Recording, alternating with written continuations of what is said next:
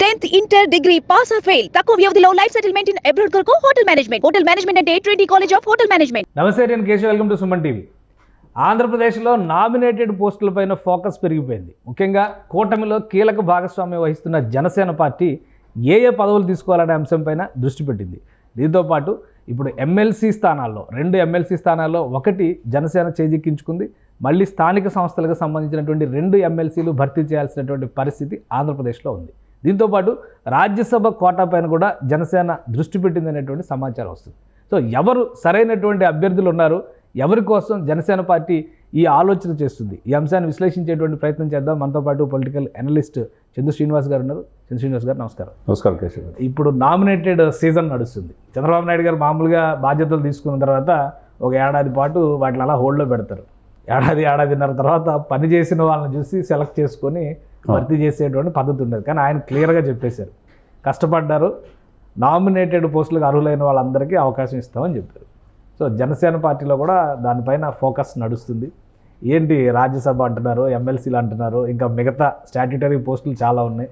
వాటి పరిస్థితి ఏంటి? డెఫినెట్గా అంటే పోయినసారిలాగా ఆయన విధానాలకు అనుగుణంగా 1 ఇయర్ దాకా ఓపిక పట్టే పరిస్థితి ఇప్పుడు లేదు. ఎందుకంటే చాలామంది వాళ్ళు సాక్రిఫైస్ చేశారు. అటు జనసేన ఎక్కువ సాక్రిఫైస్ చేసింది, టీడీపీ వాళ్ళు సాక్రిఫైస్ చేశారు. టీడీపీ వాళ్ళు అయితే కొంతమంది రక్తంతో లెటర్లు కూడా రాసిన గోడల మీద మనం చూసాం. ఇవన్నీ పరిణామాల్లో వాళ్ళైతే 5 సంవత్సరాలు అనేక కేసులు, అనేక బెదిరింపులు, అనేక రకాలుగా ఆర్థికంగా చితికిపోయారు పార్టీని నమ్ముకొని. అటు ఎక్కువగా జనసేన ఈ విషయంలో ఒప్పుకోవాలి, దశాబ్దం పైన ఉన్నారు. టీడీపీ అయితే 5 సంవత్సరాలు ఉన్నారు, దశాబ్దం పైన పార్టీ కనిపెట్టుకున్న వాళ్ళు ఏమవుతుంది, 2014లో మా నాయకుడు సాక్రిఫైస్ చేశారు, చంద్రబాబు నాయుడు గారు అనుభవం ఉంది కదా అనే ఉద్దేశంతో సీఎం చేశారు అనేది వాళ్ళ మనసులో ఉంది. ఎటువంటి పదవి తీసుకోకుండా 2019లో విడిగా పోటీ చేశారు. తర్వాత 2 ప్లేసులో ఓడిపోయినా కనిపెట్టుకుని ఉన్న నాయకుడితో పాటు మరి మాకు ప్రాధాన్యత ఉండాలి కదా, తప్పు కాదు కదా. సరే, ఇక 2024 వచ్చేసరికి ఇక పూర్తి స్థాయిలో దాదాపు 70 స్థానాలు తీసుకోవాలి, 50 స్థానాలు తీసుకోవాలనే పరిస్థితి నుంచి చివరికి కనీసం గౌరవంగా జోగి గారితో పాటు చాలామంది మేధావులంతా కూడా 50 స్థానాలు తగ్గకూడదు, రేపు పవర్ షేరింగ్ కావాలంటే అన్నారు. అనుకున్న పరిస్థితి నుంచి వ్యూహాలు నాకు వదిలేయండి అన్నాడు. చివరికి 24 సీట్లు, 3 ఎంపీలు అన్నారు. 3 ఎంపీలు అయినా 2 ఎంపీలు అయినాయి. తర్వాత 24 సీట్లు 21 అయినాయి. అంటే ప్రతిదానికి తగ్గుకుంటా వచ్చింది ఇక్కడ ఎవరు, అందరికంటే ఎక్కువ జనసేన. సాక్రిఫైస్ చేసింది జనసేన. మరి ఎక్కువగా 1/3 పోస్టులు ఉంటాయి అని చెప్పి ఆ రోజు చెప్పాడు. కాబట్టి ఆ పోస్టులు ఇంతకాలం పార్టీని కనిపెట్టుకుని ఉండి ఆర్థికంగా చితికిపోయిన వాళ్ళు, పార్టీని నమ్ముకున్న వాళ్ళు, రాజకీయంగా ఎదుగుదాం అనుకున్న వాళ్ళకి అది ఇవ్వాల్సిన అవసరం ఉన్నది కదా, అవకాశం ఇవ్వాలి. దాంట్లో భాగంగా అదృష్టం అందరికంటే ఈ దశాబ్దం పైన ఆయనతో పాటు నడిచి అనువనువున ఆయనతో ఉన్న హరిప్రసాద్ గారికి మీడియా తరపున ఇవ్వటం ఒక గొప్ప శుభ పరిణామం.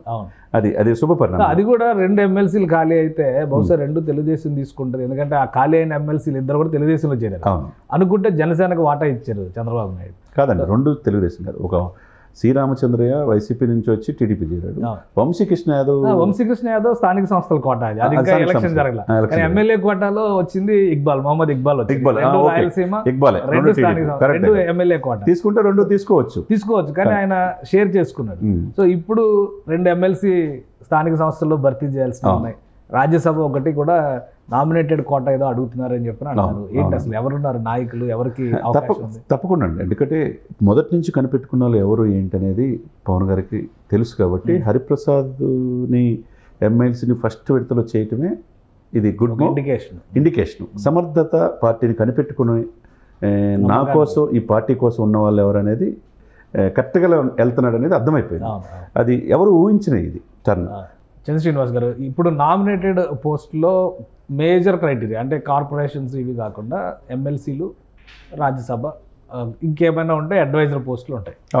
ఢిల్లీలో కానీ ఇక్కడ ఏమైనా సలహాదారుగా కానీ క్యాబినెట్ హోదా ఇచ్చి తీసుకునేటువంటి పోస్ట్, అలాంటి వాటిలో ఏదైనా కన్సిడర్ చేసేటువంటి అవకాశం జనసేన పార్టీకి ప్రయారిటీ ఇచ్చే అవకాశాలు ఉన్నాయి. డెఫినెట్గా అండి. ముందుగా రాజ్యసభ తీసుకుందాం. ఎందుకంటే రాజ్యసభకి స్పష్టంగా పర్ఫెక్ట్గా ఇవ్వాల్సిన వ్యక్తి నాగబాబు గారే. ఎందుకంటే ఆయన సాక్రిఫైస్ చేశాడు. అనకాపల్లి ఆల్రెడీ ఇల్లు తీసుకొని ప్రచారం చేసుకున్న వ్యక్తిని తన తమ్ముడు బీజేపీ ఆపాడు.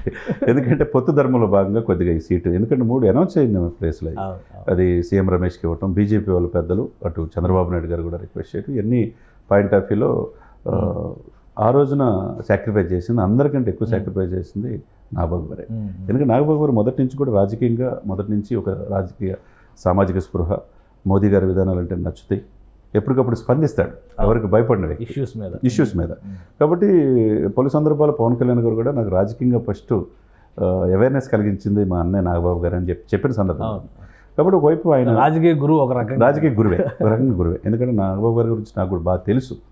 మొదటి నుంచి సామాజిక స్పృహ, మొక్కలన్న పవన్ కళ్యాణ్ గారికి, చిరంజీవి గారు, వాళ్ళ ఇంట్లో ముగ్గురికి కూడా పర్యావరణం అంటే ఇష్టం. అదేవిధంగా సేవ చేయటం మొదటి నుంచి అలవాటు చేసుకున్నది. ఆ పాయింట్ ఆఫ్ వ్యూలో మొదటి నుంచి కూడా మొక్కవని ధైర్యంతో ఆ రోజు నర్సాపూర్ 2019లో పోటీ చేసి ఓడిపోయినా ఎక్కడ కూడా వాళ్ళ అబ్బాయి కూడా ప్రచారం తిరిగాడు. తర్వాత నాగబాబు గారు కుటుంబ సమేతంగా పిఠాపురంలో మనం ఏ విధంగా మనం 2 నెలలు ఉన్నాడు.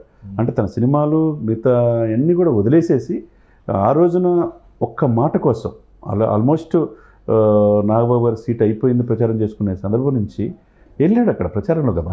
సరే, పొత్తులో భాగంగా ఆయన సాక్రిఫైస్ చేసినట్టు ఎవరు చేయలేదు. కాబట్టి ఎట్టి పరిస్థితుల్లో ఆయనకి రాజ్యసభ అనేది డెఫినెట్గా నాగబాబు గారికి ఇవ్వాలి, ఇస్తున్నారనేది సంకేతాలు ఉన్నాయి.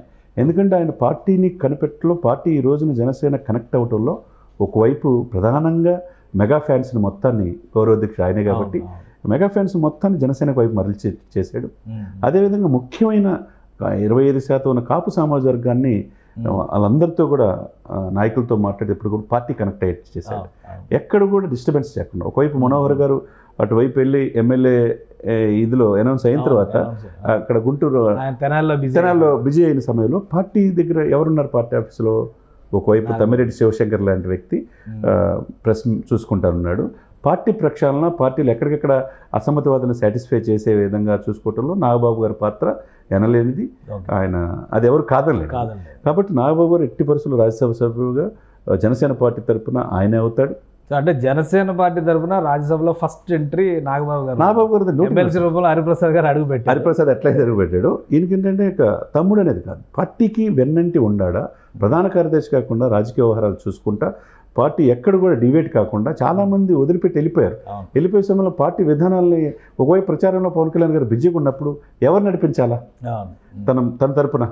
కాబట్టి ఆ రోజున నిలబడి సాక్రిఫైస్ చేసి ఉన్న వ్యక్తి ఈయన రాజ్యసభకి వెళ్తే ఈ పార్టీ విధానాలను ఢిల్లీ స్థాయి దాకా తీసుకెళ్లొచ్చు. ఒకవైపు ఎడిదిరికి ఉదయ్ శ్రీనివాస్ ఉన్నాడు, తంగెల ఉదయ్ ఎంపీగా. ఈయన రాజ్యసభ బాలశౌరి ఎడిదిరికి మచిలీపట్నం నుంచి ఉన్నాడు. కాబట్టి ఈయన తరపున ఒక వ్యక్తి అక్కడ ఉండాలా. ఎందుకంటే రాజకీయంగా మోదీ గారు అన్న విధానాలు నచ్చుతుంది. కాబట్టి నాగబాబు గారు వెళ్ళటం వల్ల ఈ పార్టీకి న్యాయం జరుగుతుంది. ఇంకొక డిస్కషన్ కూడా జరుగుతుంది, జనసేన పార్టీకి ఒక కేంద్ర మంత్రి పదవి ఇస్తారు, అది పెండింగ్ లో ఉంది అన్న. నాగబాబు గారు రాజ్యసభ డెఫినెట్గా అవకాశం ఉండొచ్చు. అవకాశం వస్తుంది. రాజ్యసభ సభ్యుడు అయిన ఎంతమంది సెంట్రల్ మినిస్టర్ ఇప్పుడు లేరు, ఉన్నారు కదా. కాబట్టి ఆ 5లో ఆయన సెంట్రల్ మినిస్టర్ అయినా అవకాశాలు స్పష్టంగా ఉన్నాయి, అవుతాడు కూడా. అయితే కనుక మంచి ఇది జనసేనకు వచ్చే అవకాశం ఉండదు. ఎందుకంటే మెగా అభిమానులతో పాటు జనసేన కూడా క్యాడర్ మొత్తం ఉత్సాహంతో పనిచేసే అవకాశం ఉంటుంది. అది నాగబాబు గారికి ఆ పాత్ర డెఫినెట్గా రాజ్యసభ సభ్యుడు అవుతాడు. అదే అవ్వాలని మనం అందరూ ఆశించాలి. ఇకపోతే మిగతా నామినేటెడ్ పోస్టులు ఇప్పుడు ఆల్రెడీ హరిప్రసాద్ అయిన తర్వాత కీలకంగా ఉన్న వ్యక్తులు మనం చూడాలి. మొదటి నుంచి పార్టీ కనిపెట్టుకున్న వ్యక్తి తమ్మిరెడ్డి శివశంకర్ గారని. 6 సంవత్సరాలు సర్వీస్ కూడా వదిలిపెట్టి కమిషనర్ అయ్యి వచ్చి కేవలం ఉత్తరాంధ్ర నుంచి అంబేద్కర్ భావజాలంతో పార్టీని గ్రాస్ రూట్లలో అందరినీ కరెక్ట్ చేసిన వ్యక్తి తమ్మిరెడ్డి శివశంకర్ గారు. ఆయన కనిపెట్టుకుని ఉన్నాడు. ఆల్మోస్ట్ పెందుర్తి ఆయనదే అనుకుని ప్రచారం 2 సార్లు చేసుకున్నా కానీ ఆయన చివరిలో పంచకల్ రమేష్కి ఇచ్చేదానికి పార్టీ కోసం ఉన్నాడు. పార్టీ ఆఫీసులో చివరి 2 months మాత్రం ఆయనే ఉండి ఇతను ఎవరైతే పోతిన మహేష్ ఇటువంటి వాళ్ళు వెళ్ళినా కానీ ఎందుకు వెళ్ళాలి, వారి స్వార్థం కోసం అని పార్టీ విధానాలు తీసుకెళ్తాలో ముందున్న తమ్మిరెడ్డి శివశంకర్ గారు ఉన్నాడు. ఆ తర్వాత బొలిశెట్టి సత్య గారు పర్యావరణం కోసం ఈ రోజున ఋషికొండలు కావచ్చు, ఏ ఇష్యూ ఉన్నా గ్రీన్ ట్రిబ్యునల్ కేసులన్నీ ఆయనే చూస్తుంటాడు. పాపం మొదటి నుంచి ఆయన కనిపెట్టుకున్నారు. అటువంటి వ్యక్తులు ఉన్నారు. అటువంటి వ్యక్తులు నెక్స్ట్ మీరు అన్నట్టు స్థానిక సంస్థల ఎమ్మెల్సీలు అయ్యే అవకాశం ఉంటుంది. ఆ తర్వాత కేకే లాంటి వాళ్ళు ఉన్నారు. కేకే లాంటి ఆయన కార్యక్రమాలన్నీ నిర్వహించే వ్యక్తి.